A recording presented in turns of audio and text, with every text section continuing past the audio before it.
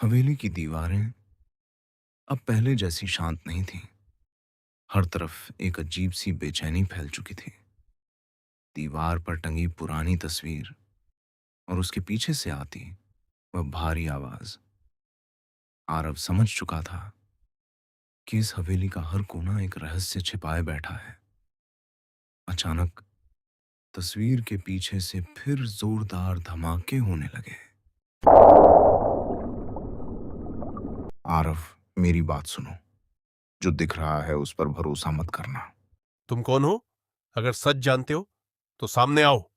मैं सामने नहीं आ सकता, लेकिन अगर तुमने एक भी गलत कदम उठाया तो अनन्या हमेशा के लिए खो जाएगी।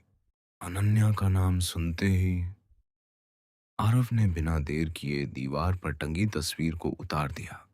तस्वीर हटते ही दीवार के अंदर एक छोटा सा लोहे का दरवाजा दिखाई दिया। उस पर जंग लगी हुई थी और बीच में एक पुराना ताला लटक रहा था। उसी समय आरव की जेब में रखा चांदी का लॉकेट अपने आप चमकने लगा। नहीं आरव, वह दरवाजा मत खोलो। कृपया मेरी बात मान लो। मैं अब डर कर पीछे नहीं हटूंगा। अगर इस दरवाजे के पीछे सच है तो आज वह सच सामने आएगा।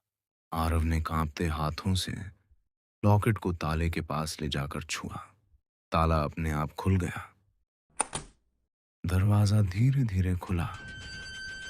अंदर नीचे जाती हुई पत्थर की सीढ़ियां थीं। गहरा अंधेरा और ठंडी हवा, जैसे कई वर्षों से कोई वहां गया ही ना हो।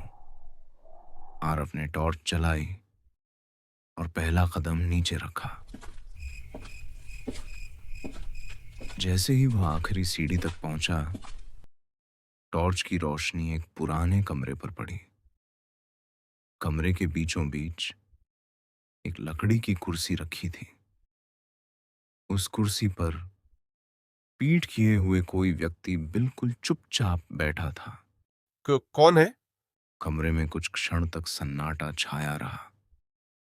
फिर वह कुर्सी बहुत धीरे धीरे घूमने लगी और जैसे ही चेहरा रोशनी में आया, आरव की आंखें हैरानी से फैल गईं, क्योंकि वह चेहरा बिल्कुल आरव जैसा था।